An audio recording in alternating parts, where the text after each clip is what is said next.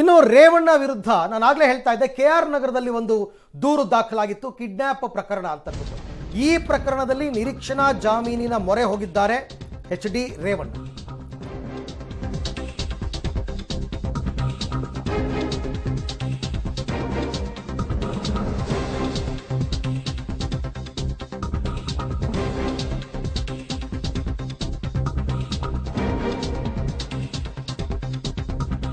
HD Revanna ವಿರುದ್ಧ ಸಂತ್ರಸ್ತೆಯ ಅಪಹರಣ ಪ್ರಕರಣ ಇದು. ಈಗಾಗಲೇ A2 ಆರೋಪಿ ಸತೀಶ್ ಬಾಬುಗೆ 14 ದಿನ ನ್ಯಾಯಾಂಗ ಬಂಧನಕ್ಕೆ ಒಪ್ಪಿಸಲಾಗಿದೆ. ಅರೆಸ್ಟ್ ಮಾಡಿ ಜಡ್ಜ್ ಮುಂದೆ ಹಾಜರುಪಡಿಸಿ ಈಗಾಗಲೇ 14 ದಿನ ನ್ಯಾಯಾಂಗ ಬಂಧನ ಕೊಟ್ಟಾಯಿತು.